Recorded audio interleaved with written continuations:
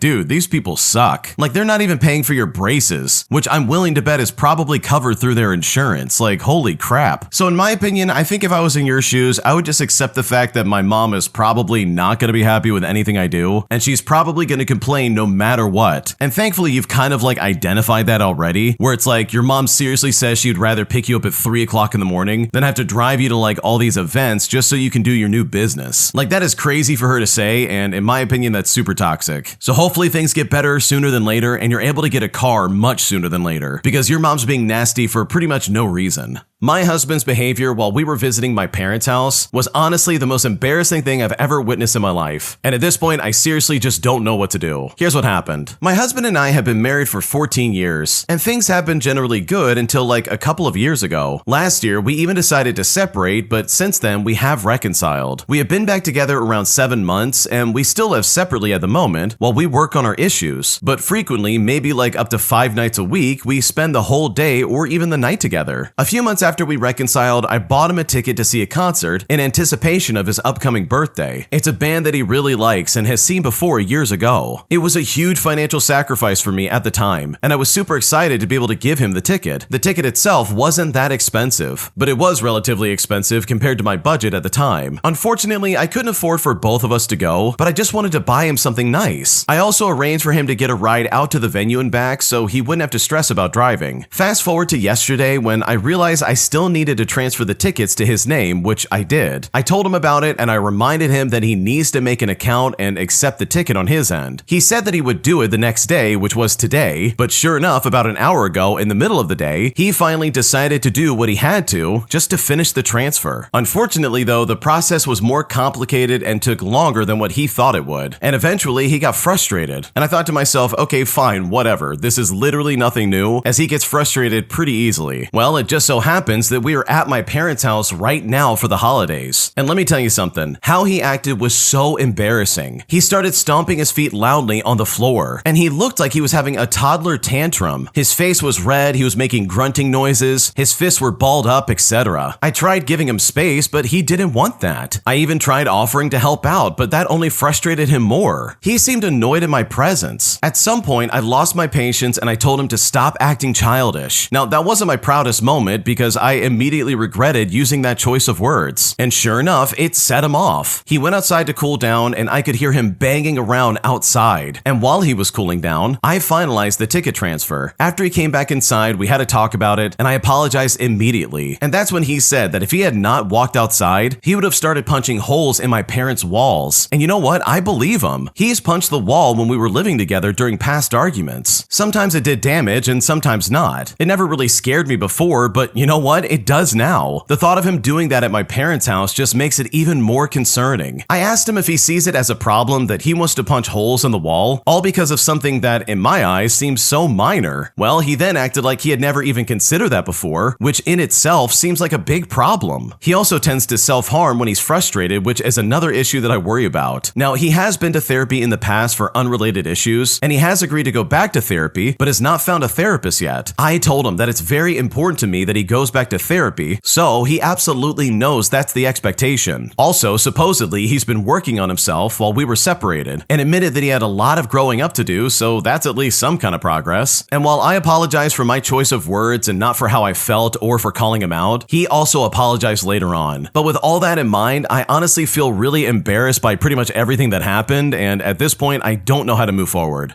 Okay, I have got to be honest here, your husband sounds like a nightmare. This guy is a fully grown adult stomping around the place all because a ticket's not going to transfer. You know, the very ticket that you got him as a gift. Like, dude, have some patience. Sit down, take a nap, literally wait for this stuff to transfer over and be done with it. The fact that he was like, oh man, if I didn't go and cool off, I was going to start punching holes in your parents' walls. And for me, what starts as punching holes in the walls quickly turns into like punching people around you. And that is absolutely unacceptable. Like, seriously, there's no good excuse. And I don't know about you, but like if I'm visiting someone's family, I'm going to be on my best behavior regardless of what's going on. I'm not going to sit there and throw a temper tantrum all because something's not transferring over when I want it to. Like if I'm going to do that, I'm going to go to my car and do that. I'm not going to freak out in their house. Like what is going on right now? This guy lacks so much class. Like what's going on right now? And for me, it just really is upsetting to see that the original poster is apologizing for anything in this scenario because holy crap, you haven't done anything wrong. You literally got this guy a gift and he's the one acting like, oh my God, the world's falling apart. Like this is such a weird thing to get pissed off about. Like, I don't know. This is just not okay in my book. So yeah, I'm kind of understanding why you split up between the two of you because in my opinion, your husband's behavior is incredibly obnoxious. My mom demands that if I'm going to be working for the family business, then I need to clock out at 5 o'clock no matter what. So I decided to maliciously comply in a way that she probably will never forget. And I'm honestly pretty satisfied about it because she had nothing to say as I walked out the door. Here's what happened. I worked for my parents in the real estate and farming industries, and a few years ago, the agent in charge of collecting rent money got held up somewhere on the day we were supposed to check the validity of the payments made. I don't remember what the reason was at the moment, but I wanted to be done with the work on that same day. This endeavor had us working until like 10 o'clock at night, but I didn't care. At least the work was done. When I got home, and yes, I still lived with my parents at the time, my mother was absolutely livid. She said to me, "What do you mean you worked until that late? Why didn't you postpone it until the next day?" Among all these other questions. She then said that under no circumstance was I to ever work past 5 o'clock p.m. Now, we rarely worked overtime, so I didn't give it much thought. A few weeks later, about 10 minutes before 5 o'clock p.m., my mother comes to the office with my aunt, and this was not uncommon for her to do, and she usually only stayed for like 5 minutes before leaving. On this particular day, she didn't leave as early, and by 5 o'clock, I found her still in the office. And it's right about here that my malicious compliance comes into play. 5 o'clock comes around, and I start to pack my laptop, my charger, and my mouse. She sees me packing and then says, "Wait, where are you going? The day is not over." And it's here that I looked at her and I said, "But mom, you said that under no circumstance was I ever to work past 5 o'clock. And it was here that my mom just laughed it off. Most likely because my aunt was there and she wanted to try and save face. Okay, I love this so much because you know for a fact that your mom probably would have blown up at you if your aunt hadn't been there to be like the person to force her to be nice about it. First of all, they probably know for a fact that the process you were talking about at the beginning of the story takes like all day. They're trying to act surprised, but like you know for a fact this is absolutely how it goes sometimes. Especially for a family business, like what are we talking about here? I'm sure there's been plenty of times your parents have had to work late just to get things done. And you were obviously not doing like time theft or anything like that. You were doing your job and getting stuff done. So I love the way you maliciously complied and pretty much put your mom in her place. And I think it was a good thing that your aunt was there because obviously your mom would have probably gotten really pissed off and screamed at you for leaving at 5. Am I the jerk for expecting my boyfriend to put gas back in my car after he would literally borrow it for a week and then just leave it empty with no fuel? Because right now he's making this into a bigger deal than it needs to be, and I'm now feeling really embarrassed and very frustrated, and I just don't know what to do. Here's how it all went down. Okay, for starters, I'm a 20-year-old female and my boyfriend is 33. We live separately, but I stayed at his place for a week recently. I'm a student with almost no income, while he works full-time in the food and beverage industry. At the start of the week, I took on some freelance delivery jobs. I filled up my tank with about $15 worth of fuel, I worked the whole day, and later topped it off with another $8 because my tank was already low. After that day, I didn't really work again for the rest of the week, and instead, I let my boyfriend use my car every day to commute to work. Sometimes he even used it to bring me food, which I really appreciated. But when I got my car back on Saturday, the fuel gauge was down to 2 bars. Now, I was upset because I had just filled the tank, and he had used the car for the entire week. Plus, whenever I finally needed it again, there was almost nothing left. I had to drive somewhere about 45 minutes away, so I immediately had to think about refueling again. I only get about $30 a week, and I also have debts. So as you can probably see, fuel is a big chunk of my weekly budget. To me, it felt like basic respect that if you borrow someone's car all week, you should return it with at least some fuel in it. Even topping up a small amount would have helped. When I told him how I felt, he got defensive. He said that he's done a lot for me and that he calculated everything that I've used, so I basically wouldn't be able to repay him. He also said he thought that I would refill it myself. The thing is, I know he's helped me in many ways, but I'm also a broke student. I've never asked him for luxuries, jewelries, or fancy dates. I mean, we usually just eat at home. And when we do go out, sometimes he'll ask me to order food together or pay for my own food. I was usually okay paying for my own food, but I wish he could have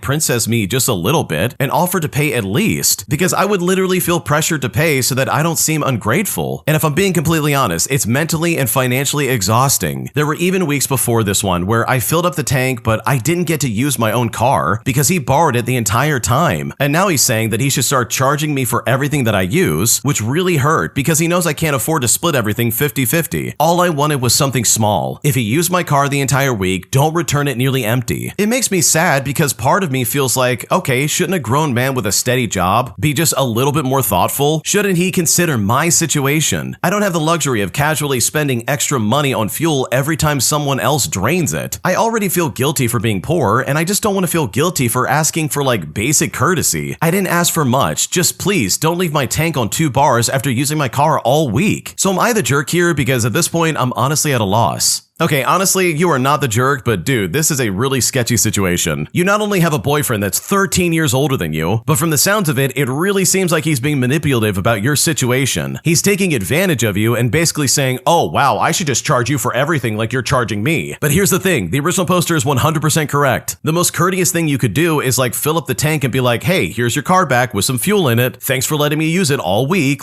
something like that. You don't just roll up with it nearly empty and be like, this is your problem. So no, you're not the jerk for expecting this. Your boyfriend's being really selfish. Because this honestly is an easy barrier to pass, and he really could be a better boyfriend by simply giving back in some kind of way. My entitled roommate and his girlfriend are constantly screaming at the top of their lungs and meowing like cats all day long. And since they're unemployed and have refused to get jobs, they quite literally stay inside all day screaming around the apartment, disturbing not only me, but probably my neighbors as well. And after dealing with this for so long, I feel like I'm at the edge of my patience, as my roommates literally said they refuse to change for me, as this is just who they are and that I need to accept that. And so now I feel like I'm at a crossroads because at this point, I don't know what to do. Here's what's happening. I live in a 2-bedroom apartment with this guy who moved his girlfriend in for free with the agreement of our landlord. I knew it wouldn't be an ideal situation going in, but the apartment is amazing and is located really well. And I have lived with couples before and never really had any issues, but I never knew exactly how bad it could get. My roommate, who we will call Bill, and his girlfriend, who I will call Molly, said that they have never lived in a flat share before. And to be honest, they are getting a great deal. They're paying the same price as me, but getting to basically treat it like their love hotel. They're also unemployed, so they stay home all day. They scream, they flirt, they role play, and they chase each other around while shrieking. They also yell at their video games, they listen to rock music at full volume, and they take speakerphone calls super loudly for hours. They love to squawk, squeak, and laugh hysterically at the top of their lungs. They'll quack, they roar, they do loud baby talk and shrieks of pleasure. And yes, it is their first relationship, and they've been together for a whopping 3 months. Also, it's the first time they're away from their parents. house. So I know what you're thinking. Yeah, I'm the lucky one who gets to deal with the aftermath. Molly also meows, growls, hisses, and sometimes even wails like a baby. Every time I get home, I hear them shrieking, and sometimes it's something that sounds like a role play. They also take showers where they will shriek and squeal and yell. One time, I was in the bathroom with the washing machine and dishwasher running nearby, with the door closed and the shower on full blast, and I could still hear each of their high-pitched meows clear as day, even though I'm slightly hard of hearing. I keep knocking on their door, asking them, hey, would it be possible to scream less loudly? And they would comply temporarily, but I can tell that they're really annoyed. But the last time this happened seemed to be the breaking point. My roommate came out super upset in his boxers and said to me, look, we understand if it was late and you need to get some sleep, but it's the daytime. We can't control how we talk to each other because of you. It's our nature to talk like this when we're together in our relationship. We love each other and we will express it. I said that I didn't care what they did in their private time, as long as I don't hear it. He then said to me, bro, it's 3 o'clock in the afternoon, not 3 o'clock in the morning. We enjoy watching videos, listening to music, and expressing our love for each other. We will be quieter at night if you have to sleep, but you should understand that we can't change our habits all the time just for you. Now, they do generally get quieter around the Lisa's quiet hours, which is at 11 o'clock, because they are also sleeping. So it's not the hour that bothers me. It's the fact of hearing them all day and feeling like I'm intruding something when I'm just sitting at home. Well, we didn't come to a compromise, and eventually they went right back to their room and continued their activities about an hour later. In fact, the squealing and meowing is still happening as I'm writing this post. So does this sound like entitled behavior? Or would I be the entitled roommate if I continue to ask them to keep their meowing and noises down outside of quiet hours? What should I do? Okay, honestly, this is incredibly weird. I don't think I've ever seen a relationship where it's like, oh yeah, we meow and squawk like a bird to show our love for each other. Like, holy crap, how are these people paying rent? Seriously, like they don't have a job, they stay home all day, and they're making a nuisance of you and pretty much everybody around you. Like, I feel bad for your neighbors more than anything else. It also begs the question, like, wait a second, you're telling me that you can't at least be slightly reasonable here? So personally, if I was in your shoes, I would probably like record the way they're acting and record like the noise they're making and send it straight to the landlord. I would be like, dude, this is unreasonable. There's no way anyone can allow this. Like, I understand there's gonna be like daytime noises at like any kind of apartment complex, but to be literally screaming all day, all the way until like what, 11 o'clock? That sounds obnoxious and I would hate that. So yeah, your roommates are super entitled. They are really obnoxious as well. And I know for a fact if I was in your shoes, I would hate this setup and I would probably look to try and move out because this is less than ideal circumstances to live in and I would not want to deal with that. If you like Am I the Jerk, you're probably going to love Am I the Genius. Check it out, link down below in the description. Also, go to amithejerk.com/submit if you would like to submit your own stories. My mom decided to get really political when she was visiting my house, so I decided to get some petty revenge by literally turning her argument against her, as I put her in her place in a way that really made her shut up and not bring up politics around me ever again. Here's how I did it. Okay, so I got my first professional job during the pandemic 90 minutes away from my hometown, close to my family but not close enough for them to visit frequently. And this story takes place during one of my parents' rare visits. I want to make something very clear up front. I love my parents. My mom did a really good job raising my brother and I during a drawn-out, messy divorce, and my stepdad was a stabilizing force I never got with my biological dad. However, their political discussions, which are frequent, can be frustrating to engage with because of how set in their beliefs they are. I love talking politics, but talking with them on politics sometimes feels like talking to a wall. And this is one of those rare instances where the point I wanted them to understand got through. My stepdad was down in the basement looking at some electrical work. Despite being the more politically vocal of the two, he doesn't factor into this story. My mom and I were in the living room and we were talking about protests against racial violence that were happening all across the United States. And my mom said something to the effect of, if they, meaning the protesters, don't like it here, then they can go someplace else. And honestly, that just kind of repeated in my mind. If they don't like it here, they can go someplace else. I felt my chest tighten at hearing those words. I sat in silence, letting her have the last words for the moment because I was stewing on that line, trying to figure out why it bothered me so much. I knew my parents both generally frowned on protests, but I really wasn't expecting this kind of position. Eventually, I figured it out. It felt like she was more interested in the comfort of the status quo than solving people's problems. And this rubbed me the wrong way beyond anything she's ever said before. Dismissing people's concerns as if you're waving your hand is not how I wanted to view or even engage in politics. Because in work, I'm very much motivated by improvements and making things better than they were. It's part of why I'm about to get a job in local government management. I didn't say anything for the moment while I sorted out my thoughts. And it was here that my mom stepped in to use use my bathroom. Now, here's where the story gets mildly spicy. My bathroom is in the worst condition I've ever seen a bathroom in any context. I had not scrubbed the toilet bowl in a couple of months. The sink was letting out rusty water thanks to my landlord. There was hair all over the floor from my dog. I had meant to clean it up before they arrived, but I lost track of time and I didn't get around to it. Bathrooms in a gas station or a bar didn't compare to how crusty my bathroom was. Well, my mom was in and out as quickly as possible. And seriously, I don't blame her one bit. If I had any other bathroom in the house, I would have sent her to that one. She then looked at me and said, "Your bathroom is disgusting." But you know what? She was right. It was. And to claim otherwise would be a blatant lie. But sensing the opportunity for a glorious clapback, I took my shot with a stoic look on my face. I said to her, "If you don't like it, you can always go someplace else." I couldn't read what she was thinking on her face, but I didn't need to. Our family has a tendency to clam up whenever they're thinking deeply about something. And she wasn't saying a word. She was laser focused on me. She was frowning, but the gears were definitely turning. And I think the bathroom helped her contextualize a couple of problems with the going someplace else argument. For starters, it dismisses the lived experiences of people with the complaints, and it's basically the equivalent of saying, "Oh, I'm sorry you feel that way." I'm sure she felt that way when I reflected her belief right back at her, because we have very similar personalities, and I would have felt the same way as she does if I was in her shoes. And I think that's the entire reason why my response was so effective. Secondly, it doesn't solve either group's problems. My mom would have to find a public restroom, and my bathroom would still be a mess. Like literally nobody comes out ahead. And third, it's complacency that ignores the potential for improvement just because you don't think anything needs improving. She was comfortable with the status quo, and through her argument fell prey to the misconception that better and good are synonymous. The bathroom reflection illustrated how entitled her position with the protesters was. For the record, she's not entitled. It was just an entitled belief. While I'm not sure my mom ever changed her mind on protest or protesters at all, I think it did at least get her to interrogate her political beliefs more closely, which I count as an absolute win. After that legendary Uno reverse card, we unsurprisingly kept the topics apolitical and had a great rest of the visit. As they left, I felt proud of my ability to think on my feet and illustrate my point on the fly like that. And then I immediately went into my bathroom and gave it a proper scrubbing, because regardless, that's still really gross and that needed to get done. Okay, I love what the original poster did because I feel the exact same way. I hate dealing with people who are so set in their beliefs that they can't look at anything critically. So I think the way you turn things around on her, in my opinion, was really effective and really smart. Because in my honest opinion, I think what she said was very mean and just completely unacceptable. Am I the jerk for not wanting to give up my bed for house guests that are coming over for Thanksgiving? Because the idea of somebody sleeping in my bed sounds incredibly gross, even though my fiance basically said, yeah, we're gonna be doing this. Because right now I'm very frustrated and I just don't know what to do. Here's what's happening. So my fiance and I have been together since February, so about 10 months. When we moved in together, I brought my queen bed and we put it in a spare room for guests. Ever since then, we've had a couple of friends and my sister visit, and each time they've stayed in the guest room. My fiance's parents are staying one night for the holiday, and he had planned to have us move over and sleep in the guest room and give his parents our room. His logic is simple. His parents are older, they would have easy access to the in-suite, and it's what he's always done for their visits. But the one difference is that whenever they visited in the past, it was his old place with no guest or bed. So he offered them his room, he slept on the couch, and I would be at my place. We recently got a king-size bed, and so the bed that he used to have, the one that his parents have slept on, is in the guest bedroom. And my old bed is not in use, but still in the house for additional guests. When we bought the mattress, he texted his family about it and then also said, "Oh, you guys will have a comfy bed to sleep on for Thanksgiving." But it didn't occur to me that he meant giving up our bed and sleeping in the guest room. But I learned this morning that that's exactly what he intends on doing. If I'm being completely honest, I feel weird about it. The guest room has the bed they've always slept on for visits. There's a guest bathroom directly next to the guest room, not the in-suite, and we'd have to wash the sheets twice in 24 hours, as well as adjust our stuff to move over there. On a personal note, before it was his room he was giving up, but now it's our room, and I don't love people being in my stuff regardless of snooping. And yes, they are very nice. I'm not worried about them intruding specifically, but it is the principle of the matter. The thing is, he already promised it to them, and we'd be going back on that. I don't know if I'm willing to fight over this, but I am trying to understand his perspective and help him understand mine. We have very different cultural backgrounds, so perhaps that's a barrier for us. I'm honestly at a loss, and right now I seriously don't know what to do. Oh my gosh, I would be losing my mind here because this is so gross. Dude, you literally have 2 beds these people can sleep in while they're over visiting your place. And yet your fiance still says, hey, let's have them sleep in our king-size bed. That'll be fine. Like, dude, no, that's just gross. Why would you allow that? If I was in your shoes, I would be putting my foot down. I would say to him, I'm sorry, but I sleep there as well. I'm not giving up my room just so your parents can sleep in my bed. They can sleep in the guest room. Like, literally, that's what it's for. Why are we ignoring the obvious accommodations that are right there in the other room? Like, seriously, that's so stupid in my opinion. So no, you're not the jerk for not wanting to give up your bed. What he's asking is completely irrational and unreasonable to the highest degree. And if I was in your shoes, I absolutely would turn him down and say, no, this is not gonna happen. Am I the jerk for not giving my friend my sofa, as she is literally demanding it as she's moving out of my apartment? Because right now I'm really pissed off and very annoyed about how big of a deal she's made this, and at this point I really just don't know what to do. Here's what's going on. So at the start of the summer, my friend finished university and had to move out of her accommodation. My friend, we'll call her Amy for the sake of the story, had been asking around other friends and me to stay for a short period of time while she finds her first solo flat. Of course, having my own place and no roommates, I thought it could be great. She would be staying only until she found somewhere to move, and I would get to spend some much needed girl time and everything would work out. Now, I must say that initially everything was going smoothly. She wasn't messy, she helped pay towards her expenses, and she cleaned up after herself. And this is about where the sofa gets involved. My flat has 1 bathroom, 1 bedroom, and a living space with an open kitchen. In said living space is my sofa, my pull-out bed, and it was a great find on Facebook Marketplace when I first moved out. And so it's been with me ever since then. It's been great for any sleepovers or guests that I might have around. Amy has never brought up wanting me to donate this sofa. Well, at least that was the case until 2 weeks ago. Amy finally found her new home just in time for Christmas. Early on in her stay, we'd have conversations about her moving out, and I would say that I would help her out as much as I could. I had a bunch of spare cutlery, etc., and I offered her to say that, hey, you can take it to start out, and I would downsize accordingly. So anyways, last week, Amy got her keys and began moving her belongings over to her new place. While helping her move, she mentioned how great it would be to have a sofa bed just like mine, and that apparently it would make starting out easier. Now, I totally understand this, as that's why I was so happy about finding mine at the time that I did. And I started telling her to just keep a lookout on Marketplace, and eventually someone will get rid of one. And that's when she came out and said, well, why can't you do that and I could just have yours? And when she said this, I was shocked. And honestly, I just kind of stared at her blankly. At no point did I ever express even thinking of replacing my beloved sofa bed, and with Christmas being less than a month away, I am not in a place to be buying a new sofa right now. She then proceeded with, I mean, it's already secondhand, and you already have a bed, so it's not that bad for you. As if I'm okay suddenly with just having all my friends and family chilling in my bedroom when I have a living space with no sofa there. Naturally, I told her that my sofa isn't for sale, and I would not be gifting it to her. And as I just said to her, look, I'm sure you'll find one on Marketplace or somewhere, but guess what? She didn't take that lightly. She finished packing and moving her things with as minimal communication as possible. And as soon as she left, she blocked me and complained about my greediness and lack of empathy to her friends. I've also received a couple of messages from those friends who are literally ripping into me, so it seems like everybody's on her side. As of yesterday, I found out her parents are helping her pay for a bunch of starter furniture as a housewarming and Christmas gift, which sure, that is lovely, but I'm still confused why she thought I would give my sofa up for her. So seriously, am I the jerk for turning down my friend? Because right now, I'm really pissed off. Dude, your friend is so selfish. Holy crap. She literally said to you, oh, you can find a new sofa. I'm not going to put that kind of work in. It's already secondhand. Just give it to me. Let me have it so I can have it in my place. And it's like, bro, what are you talking about? I let you stay here out of the goodness of my own heart. And now you're trying to be like, I'm taking the sofa. You can't stop me. Like, I don't know about you, but that is some serious main character energy. Like, dude, what are you talking about? You can't take my property. So good for you for putting your foot down and saying, no, you're definitely not doing that. Because if I was in your shoes, I would have done the exact same thing. Am I the jerk for leaving my volunteer group after realizing that everyone expected me to plan every single event? Because right now they're making me feel really guilty and I just don't know what to do. Here's what's going on. Okay, so I joined a local community group because I wanted to help with weekend service projects. At first, everything was fun and cooperative, but after I planned one event that went smoothly, everyone decided planning was my new permanent role. Anytime an event came up, they all waited for me to handle the scheduling, the supply list, and the communication with the venue itself. When I asked other members offers to help out. They said that I was better at organizing and that we all have our strengths. But the truth is, they didn't want the responsibility. Last month, I spent hours preparing for a fundraiser while everyone else showed up and took photos. Not one person offered to help me set up or clean afterwards. I told the group that I needed a break, and they acted shocked. One member even said that I put the entire community at risk of missing opportunities. I felt guilty, but also taken for granted. So you know what? I left. But with that in mind, am I the jerk in this situation? Because right now I don't know what to do. No, you're not the jerk. This literally is not your problem. These people threw this on your back and said, oh, someone else can do it, finally. Not because you're better than them, but because you're willing to do it. Like in my opinion, them saying, oh, you're just so much better at organizing. Like that's a complete cop-out. They're just incredibly lazy. And sure, maybe you are good at organizing, but I'm pretty sure this is something that anybody could do. And I really think they're just being lazy and just being like, okay, we can kick the can down the road and this person could deal with it. So honestly, I don't think you're the jerk for leaving. I probably would have left as well, especially if I felt like I was being taken advantage of. Like that is not okay and you definitely don't deserve that. An entitled jerk uses a treadmill right next to me at the gym and plays his music on full blast on speakerphone. So I decided to get some revenge by literally giving the worst karaoke impression you could possibly imagine, scaring this guy off and showing him just how entitled he was truly acting. Here's what happened. Okay, so this just happened this morning and I figured that someone online would appreciate this pettiness. I go to the gym at around 4 o'clock in the morning because it's basically a ghost town and all the equipment is free. 5 minutes into my 30-minute run, it's just me and a sea of empty treadmills. Well, that is until this guy, let's call him Kevin, comes in and chooses the one right next to me. I think to myself, okay, that's annoying, but whatever. I'm already in my groove, so I try not to let it bother me. But then he takes out his phone, sets it on the treadmill, and starts blasting music on full volume with no headphones on at 4 in the morning in a silent gym. I don't want to like immediately snap at him, so I say a little loud, God, I love headphones. But Kevin then glances at me, says nothing, and just keeps walking. So I try again. Hey, can you please use headphones? And this man actually has the audacity to say to me, mind your own business. So I just think to myself, all right, my run is ruined, so I decide that his walk is about to be ruined too. He's playing some 80s rock song, so I get some revenge by starting to belt out K-pop Demon Hunter songs. Here's the thing about me. I cannot sing like at all, and I'm out of breath. But regardless, I commit, because ruining this guy's run is more important than breathing. After about 2 minutes of my awful serenade, Kevin gives up, grabs his stuff, and moves to the opposite end of the treadmills. And honestly, I've never felt more vindicated on behalf of everyone who believes in basic gym etiquette, because this guy absolutely had this coming. Holy crap, imagine going to a gym at 4 in the morning, standing next to the only person there, and then blasting music, and then saying, oh, just mind your own business. Like, dude, I got here first, I've been here for a while, and you're gonna come up to me and act like me being here is a problem? What are we talking about? This is crazy. So yeah, I love the way you got some revenge on this guy, because his attitude was completely out of pocket, and you did not deserve that. An entitled Karen discovers that my reservation didn't apply to her, as she scowled at us for taking a spot that she clearly felt she deserved more simply because she had a bunch of kids with her. And trust me, this was incredibly annoying to deal with the entire night. Here's what happened. Okay, so I recently hosted a small family gathering at a brewery and specifically reserved the limited low-top tables so that my 90-year-old aunt could sit comfortably. Upon arrival, I noticed our reserved table and started setting up, while my husband checked in at the bar and opened up a tab for our party. A large group was camped out at a nearby high top and standing area. Some of them were even hovering over my table, with several infants and one of them crawling around on the floor, also with their strollers and a large wagon basically touching the chairs of my table. One woman actually was glaring at me and said loudly enough for me to hear, oh, I wanted that table. And another guest heard her say, they didn't even ask, which made no sense because I made the reservation and I coordinated details with the staff. She even continued to fume at us the whole time for even daring to use the space I reserved just because she showed up with an army of infants in a bar without a reservation, where clearly she deserved it more than I did, which left me incredibly baffled because this is seriously not my problem.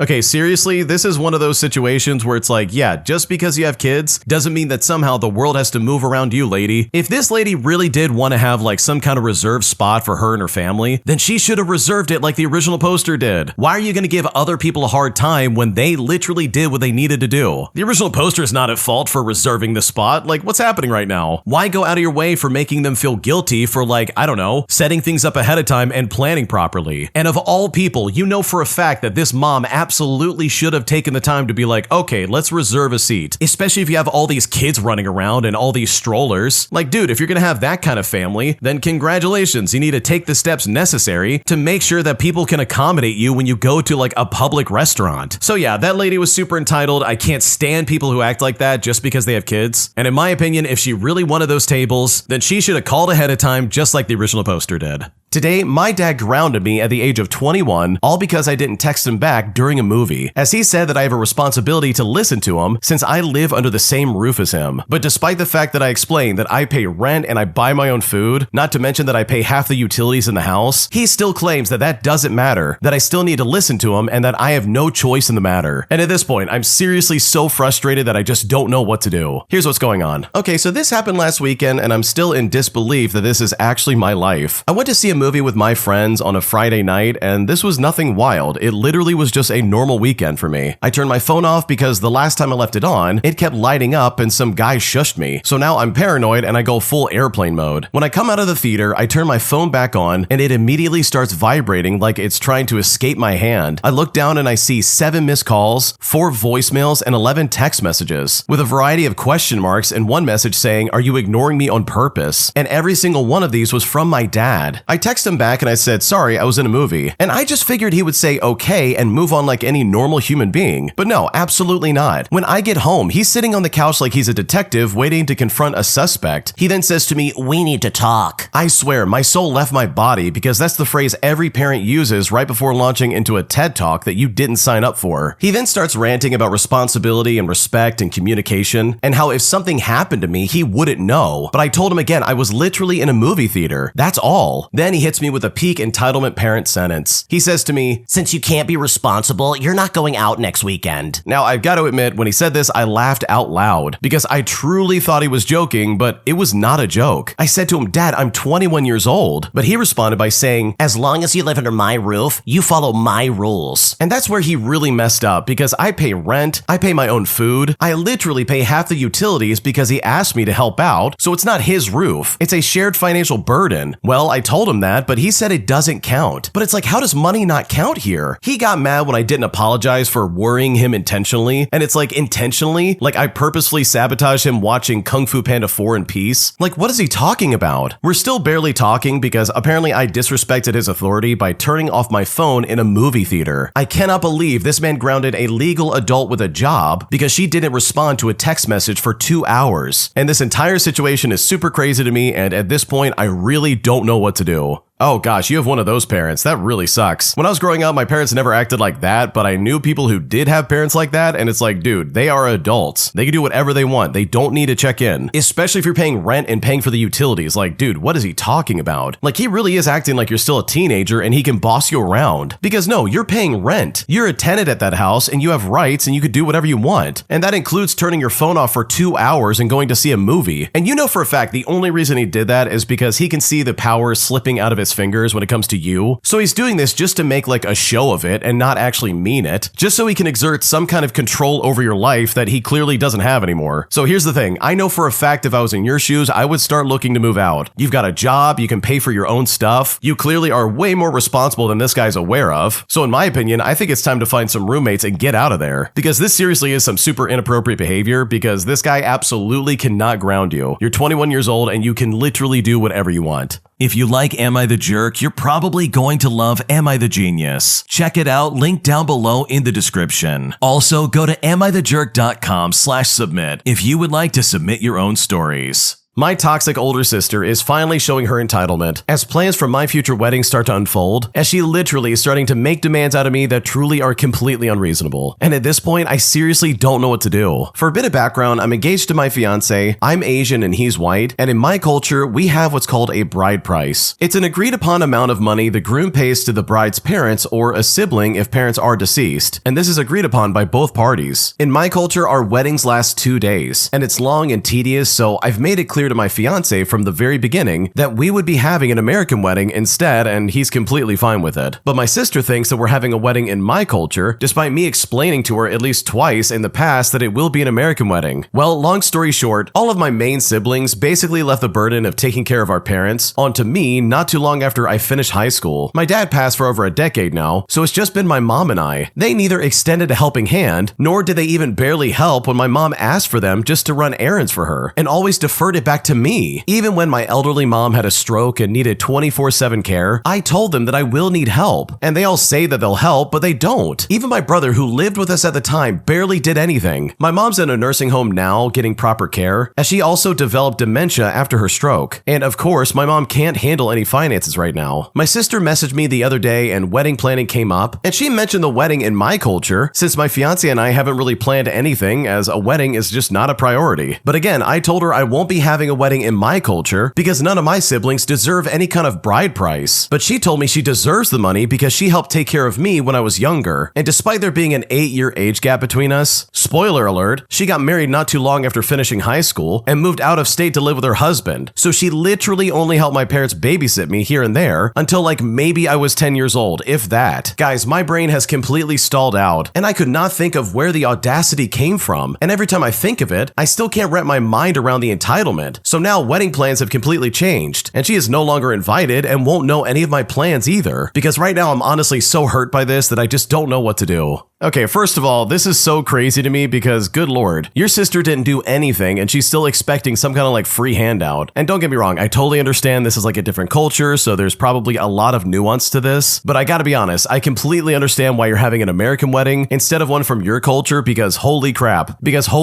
your sister is super entitled. And that is so crazy to me. And this doesn't even go into the fact that they're lazy and they've done nothing to help their family. They literally left that burden on your shoulders. Like, dude, these people suck. So yeah, I don't blame you for having a wedding where you don't have to give them any money, because obviously it's not because they care about you, and if anything, at the end of the day, they just want a free handout at your expense. My entitled boss has been snooping around on our browser history on our computers at work. So I decided to get some petty revenge on my boss by leaving up a browser tab that literally says, "Why is my boss an idiot?" while also pretending to look for another job in the area. Because as a result, my boss seemingly panicked and gave me a pay raise just to keep me around, which for me was incredibly satisfying and a great way to get back at my boss. Here's how I did it. Okay, so I work in a fairly small office and the owner or the boss of the company works from home. He has not physically come into the office for about 3 years now. Instead, he just barks orders at us via email. The only person that he speaks to on the phone is the office manager. Myself and the rest of my colleagues, including the office manager, have a really good relationship. When the boss complains to the office manager about issues, or about us as employees, the office manager shares this information with us, and we all have a good collective moan about it. Anyways, one day the office manager told us that the boss had been complaining about all of us being on the internet for personal reasons while in the office. Now, how did the boss know this, you might be wondering? Well, this is when I found out that he logs into our computers remotely after we have all gone home for the day and looks through our internet history. And obviously he has a right to do this. It is his company and his office equipment after all. But honestly, I just really dislike the fact that this was being kept from us as employees. He was snooping on us and didn't want us to know about it. Well, this is where my very petty revenge comes into play. I decided to spend an entire workday searching the internet for available job vacancies and asking Google if my wage was fair for my industry and position. And here's the best part. I did not clear my browsing history. Before I left for work that day, I opened up the internet and I typed into the search box, "Why is my boss an idiot?" And I left it there on my screen and went home. And also, just for reference, my insult was way worse than the word idiot. Well, my boss had obviously logged in that night and saw what I left on my screen and then snooped at my search history, as about 2 days later, I got an email from him saying that he was giving me a pay raise. Well, from that day on, if I go onto the internet for personal reasons at work, I delete my history before going home for the day. So while my revenge from my boss snooping around was extremely petty, in the end, I actually got a pay raise, which overall makes this work out in the end. Holy crap, the original poster's brave in this story. There's no way I would ever do that kind of thing, dude. That is a gamble that's not worth it, especially if you have a crappy manager who does not have your best interest in mind. This guy could have easily turned this around and been like, "Oh, you don't want to work here? Well, that's no problem. We'll just fire you." I know I've had people like that as managers, like, holy crap, I would never try to pull a stunt like this. But hey, I guess it worked out because he got a raise, and that's honestly like the best result out of this. Because you could be in a situation that I was in where it's like, oh yeah, I've got an office manager at home who does nothing, but who also somehow like micromanages everything that you do at the office. So yeah, in the end, I think the original poster got incredibly lucky. Am I the jerk for refusing to be my sister's backup parent at the last second every single time? Because after dealing with this for so many times, I'm honestly at an impasse where my sister says I'm being selfish anytime I say no, and now I really just don't know what to do. Here's what's happening. I'm a 29-year-old female, and my sister is a single mom to a 6-year-old child. I love my nephew to pieces, and I've always helped when I could. But lately, it feels like my entire life schedule is just a soft suggestion that can be somehow overruled by my sister's job at any moment. She works at a hospital and is often on call. When she first got divorced, I agreed to be her emergency contact if daycare closed or if the kid got sick. And honestly, that was fine. Now, she texts me the night before saying things like, "Hey, I picked up an extra shift tomorrow, so you can grab him from school, right?" And then just assumes that I will say yes. I work full-time too, and my boss already commented that I'm leaving early a lot. And last week, she called me at 6 o'clock in the morning, where she suddenly told me that I had to keep my nephew the entire weekend because her ex canceled and she wanted to go in for overtime. Now, I had tickets for a concert that I had saved for, so I told her no. And when I did, she freaked out on me and said I was choosing a silly night out over my family. Now, my parents are on her side, and they keep saying, "You do not understand. She's a single mom. This is what family is for." And I feel like they all just decided that I'm the free on-demand babysitter just because I don't have any kids. I offered to help her look for a more flexible sitter or even split the cost for a backup service for a while, but she says that she can't trust strangers and that I'm being selfish. And now she is barely speaking to me and posting vague stuff online about people who abandon single moms. So seriously, am I the jerk here? Because right now I don't know what to do.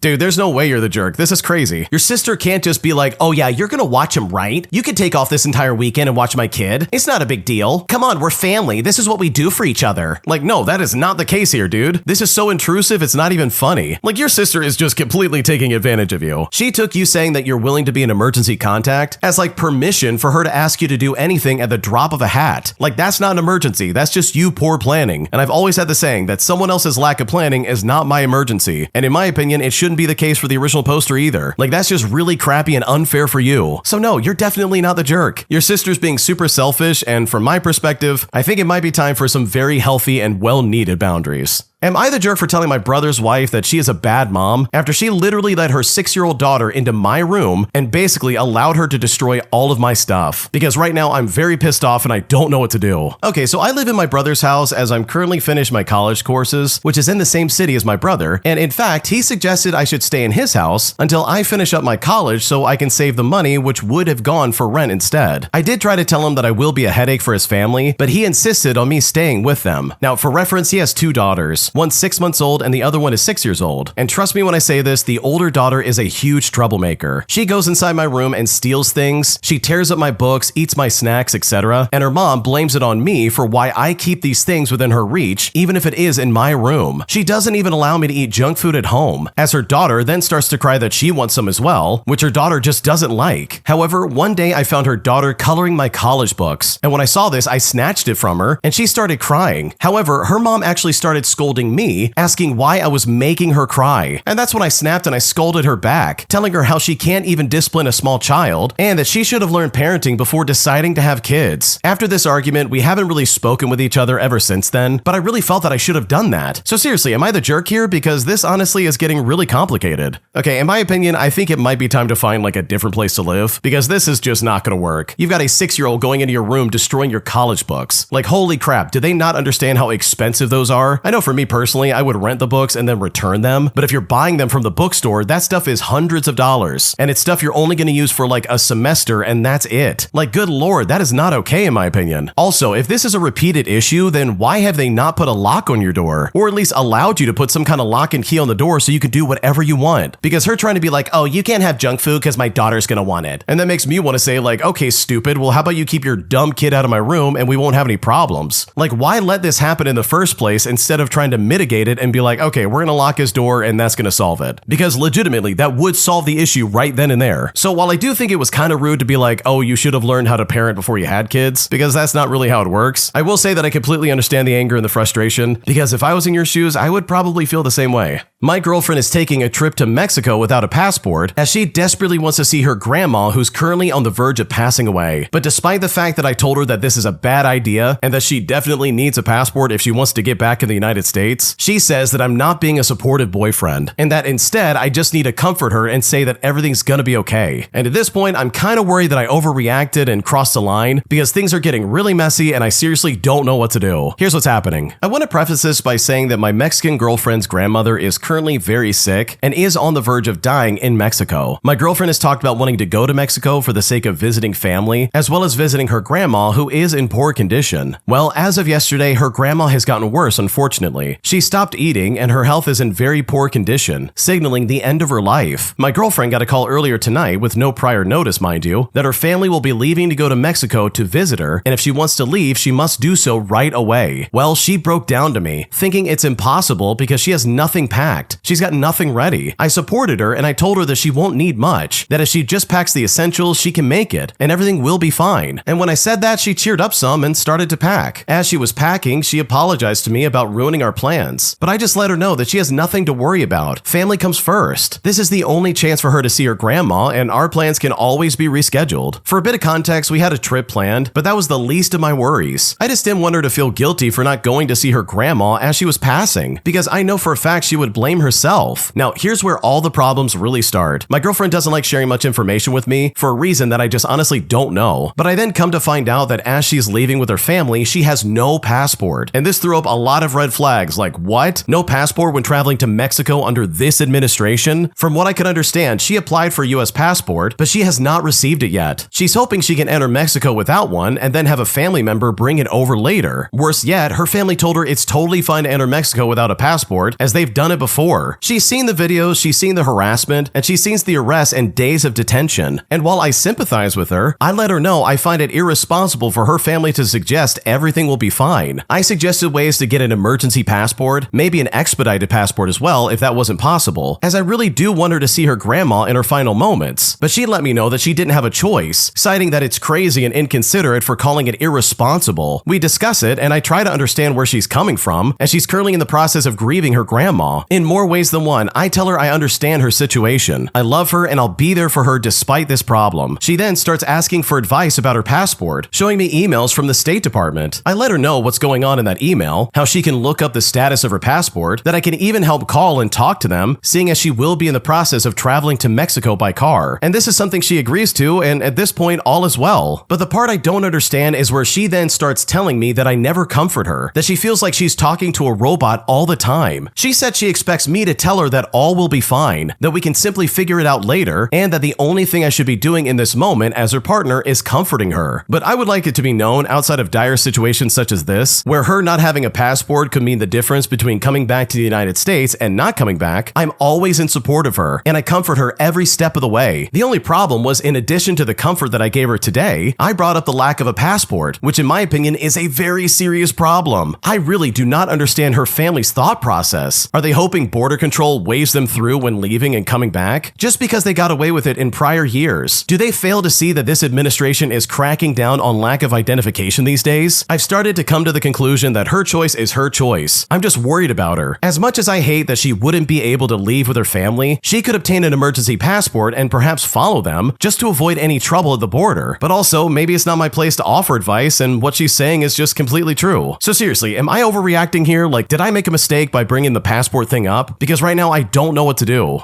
Okay, this is crazy because holy crap, your girlfriend's making a mistake. Don't get me wrong, I think it's completely understandable that she's heartbroken about her grandma and she wants to see her desperately and all this other stuff. Like, I totally understand where she's coming from and I've got a lot of sympathy for her situation, but she is out of her mind if she thinks she's gonna be able to come back just with an ID from the United States. Because based on just a simple Google search and anywhere that I look, if you don't have a passport, you're gonna have nothing but trouble at the border, which really sucks because you are absolutely right in this situation. Like, bro, she is absolutely rolling the dice here. This is not a good idea. And if I'm being completely honest, I think it is so annoying that she's trying to be like, wow, if you really loved me, you would just be saying it's gonna be fine and not trying to tell me the truth. But it's like, dude, you clearly need to hear it. Like, obviously you don't know that you need a passport to go to Mexico, bro. Like, this is not gonna go well for her, especially in the current political climate, which is all I'm gonna say. So no, you're not overreacting. You're not being a bad boyfriend or anything like that. If anything, you clearly have her best interest in mind. And if she can't see that, then honestly, she's just as foolish as her family, because I'm pretty sure every single one of them is going to be stuck there for probably weeks at a time, waiting until they can get some kind of passport situation figured out. And when that happens, it's going to be way too late to be like, oh, I I wish someone had told me, because you absolutely voiced your concern and they chose not to listen.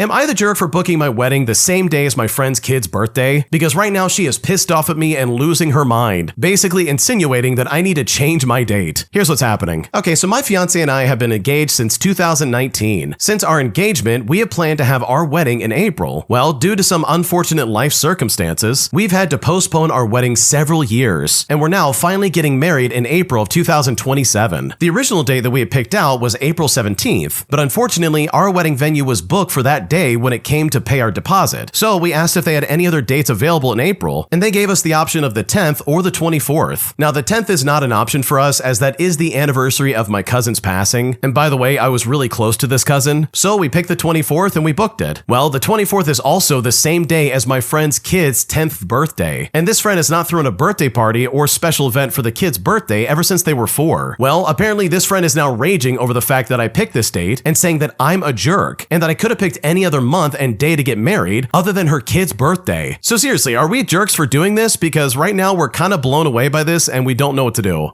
Dude, your friend sucks. Who in the world would be upset about this? Seriously, like, I would not even think about this for a second, and I would continue wedding planning as if nothing's happening. Because yeah, this is so dumb. You mean to tell me that she's really gonna get upset and be like, wow, you're getting married on the same day as my kid's birthday? How dare you? We're planning on throwing a party on that day in 2 years. I can't believe you. And it's like, dude, it's not till April of 2027. Have a party this year and be done with it. Or if you're really pissed off about it, then just don't show up. Seriously, throw us to the curb and go spend time with your kid if it means that much to you. But for her to pretend like everybody else's plans just have to go to a standstill just because you're doing something on the same day, like, that is crazy. The fact that she's trying to compare some stupid kid's birthday to your wedding, you know, the one thing you've been putting off since 2019 because it's never worked out until now. Yeah, she's trying to pretend like her kid's birthday is of the same importance. So no, you're definitely not the jerk. Your friend's an idiot. And in my opinion, I would never change my date because this kind of behavior is just honestly really toxic. An entitled Karen literally walks up to me while I'm working at a theme park, handed me their baby, and then ran off, disappearing completely into the crowd, forcing me to go on a manhunt just to find these people and get them their kid back. And I've honestly never been more freaked out in my life after they literally forced me to babysit their baby whether I liked it or not. Here's what happened. So this story takes place when I worked at the magical rat theme park back in the day, and I think you know which one I'm talking about if you really think about it. At the time, I was working the quick food services and resorts. I want to preface this by saying that children like me for some reason. They stare at me, they want me to hold them or play with them. In fact, at church, some toddlers find me just to nap on me during service. But honestly, in my 20s, children kind of made me nervous because I didn't know what to do with them, and I doubted I could care for one, which is really wild considering I worked at Magical Rat Planet. However, my interactions with children there were usually short and polite. One day, during an extremely busy lunch period, I was on my way to the cash register when I paused to get by a large group of people. I felt a small tug on my shoulder sleeve, and I looked up to find a chubby baby hand holding it. The baby girl was adorable with big blue eyes and not a lick of hair on her round head. I talked to her sweetly while her mother held her smiling. The baby then reached out for me to hold her, and her mom gushed about how that never happened, how the baby was not usually social and didn't really like other people. And as mentioned above, I was used to this sort of reaction from children. She then told me it was okay to hold her and then moved her closer to me. And at this point, I was in a conundrum as I did not know this child, but obviously interacting with small humans came with the territory, but I also didn't want to seem rude or mean. The baby's little arms were still up, so I said, okay, just for a second, and then I picked her up, and this baby was very chunky and cute. I started talking to the baby, who was just very comfortable on my hip, but when I looked up, her mom, dad, and grandma had walked away, disappearing into the crowd. And it's right about here that I started to panic. I didn't even know their names, the baby's name, or any identifying information other than their physical appearances. I walked around for like 30 minutes holding a happy baby looking for her family. After a while, one of my managers came out and I explained to him the situation, and I tried to hand him the baby, but he just threw his hands up and said, hey, that's all you have to find the parents now. Another 10 minutes and I'm walking with this kid before I finally spot grandma. Now she spots me as well and actually tries to turn around and leave. Well, I catch up to her and I hand her back the baby, and she actually looked at me semi-disappointed. But it's like, people, you can't just drop your baby off to a complete stranger. They didn't even leave supplies or anything like that just in case. They just handed me their infant and then ran off. Needless to say, from that point on, I didn't hold any more children. Not even for a second, because my God, I was not going to risk that ever again. Oh my gosh, bro, that is some crazy behavior. Holy crap. First of all, I would not know what to do if I was in that situation because I'm kind of like the original poster. I'm not really a big fan of kids and I definitely don't want to hold one or to be like forced to babysit some kid that like I literally don't even know. Because dude, you're just a theme park worker. You're not responsible for like babysitting some random kid that was just handed to you. And how irresponsible of the parents, dude. Like they just said, okay, you hold on to this kid and we're gonna run away. This employee is gonna be your new mommy. See you later. And my God, they left her for 10 minutes. I don't know about you, but that would probably be like the longest 10 minutes of my life. So yeah, thank God you found the parents. That would have been awful if you couldn't, as I'm sure that would probably be a very confusing phone call to security and probably the police. If you like Am I the Jerk, you're probably going to love Am I the Genius. Check it out, link down below in the description. Also, go to amithejerk.com/submit if you would like to submit your own stories. Am I the jerk for refusing to continue to see someone after they repeatedly cancel plans with me over and over again? Because my friends say that I should just give him another chance, and the guy is saying that I'm being too harsh and that I'm giving up too easily. And at this point, I'm just super frustrated and I'm not sure what else to do. Here's how it happened. I'm a 22-year-old female and I've been casually seeing this guy for a few months. In the beginning, everything felt normal and easy. We would hang out a couple of times a week. We would grab dinner, watch movies, go on walks, etc. It wasn't anything super serious, but it was consistent and enjoyable.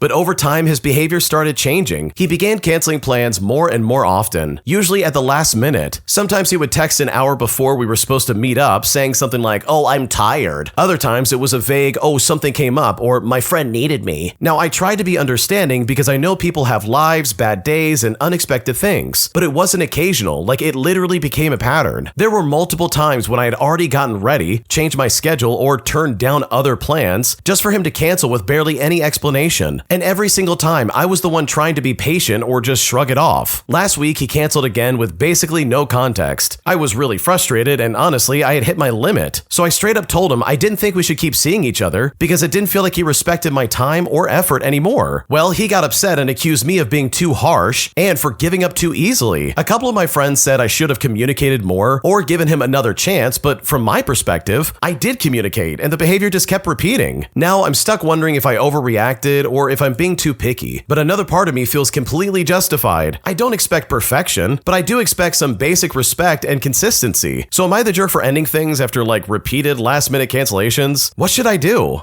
Okay, you made the right choice in my opinion. This guy's absolutely giving you the runaround and you don't deserve that in the slightest. Like that sounds super annoying and I would be really pissed off if I was in your shoes. So no, you're not the jerk. You're not being too harsh and you're not giving up too easily. Because if this guy really did want to see you, then he would probably make the time just like anybody else. Am I overreacting for being upset that my coworkers sometimes show up like 3 hours late to work? Because after I got chewed out for clocking in early, I feel like I'm completely losing my mind and everybody's taking crazy pills. Because right now I really just don't know what to do. Here's what's going on. I'm a 32-year-old female and I'm a manager in retail. I'm one of those people who likes to show up about 10 minutes early to my shift. I'll clock in a few minutes early too, just so I can get settled and actually start my day without rushing around. I'm also usually on the phone with my adopted older brother on my way to work, which helps me mentally prepare before walking in. Some of my coworkers, though, show up anywhere from 1 to 3 hours late on a regular basis. And this is not an occasional thing, I mean constantly. And when they're late, the work they were supposed to do just falls on whoever is actually there, which is usually me or the other dependable people. Since I'm part of management, I've brought it up to the store manager, but she just brushed it off like it's not a big deal. No write-ups, no big talks, no accountability. Well, here's the part that really gets to me. I've actually had people talk to me and fuss at me for being early. Not late, mind you, but early. Meanwhile, people stroll in 2 hours after their shift starts and nothing happens. So basically, if I clock in early, I get talked to, but if my coworkers show up 3 hours late, then nothing happens. And I'm the one left scrambling because the store still has to run. I mentioned to another coworker that it bothers me, and they said I'm being dramatic and that I care way too much. But honestly, I don't think it's unreasonable to expect people to show up even close to their scheduled time, and it feels pretty unfair that people who actually show up are the ones who get corrected. So am I overreacting here? Like, do I have any reason to be pissed off? Because right now, I really am pissed off. Oh man, if people were really getting on my case for clocking in like 5 minutes early, while my coworkers are showing up like 3 hours late, well then congratulations, I'm also gonna show up 3 hours late. Like, are you kidding me right now? I'm actually here on time. You're telling me that the people above you care more about supposed time theft than people not showing up for their shift? Like, dude, absolutely not. So I think the best solution here is maybe just stop clocking in early. Don't do these people any favors, don't scramble around the store. If stuff stuff is out of line, too bad. Document it and send it to corporate. And then when corporate asks like, hey, who was supposed to be handling this section? You can be like, well, that's not my section, that's my coworker section. And by the way, they're late every single day by 3 hours. Because seriously, if these people are not going to do anything to like fix this situation, then congratulations. That's not only your sign that, hey, I probably need to find a new place to work, but also if it all falls apart, it's not on you. You're the one clocking in on time. You absolutely have your stuff together. And just because your coworkers are not picking up the slack does not mean that you have to pick it up for them. Because the fact that they still have a job is absolutely insane in my opinion. My best friend begs me to come and visit her, but then treats me like a stranger the second I show up. And after I spent literally over 12 hours just to travel there, she refused to treat me like the best friend we've always been ever since high school, leaving me in a state of panic for days on end while I tried to figure out what I should do next. Here's what happened. 2 weeks ago, I took a trip out into the middle of nowhere in the United States to visit my best friend. We have been best friends for about 9 years now, ever since we were in our mid-teens. My friend begged me to visit them for Halloween, so I obliged and paid a lot of money to get there. And this is a big deal for me as I'm a broke college student. I spent nearly 12 hours in 3 different airports and on airplanes getting there alone, with delay after delay after delay for all 3 flights, and the stress of a last-minute rebooking for one of them. Well, I got there and everything seemed chill. I did feel kind of weird when my friend took me grocery shopping, and I asked them what their budget was, and they said to me, well, it's not my budget, it's yours, and made me pay for my own food. Other than that, it was chill until my best friend's boyfriend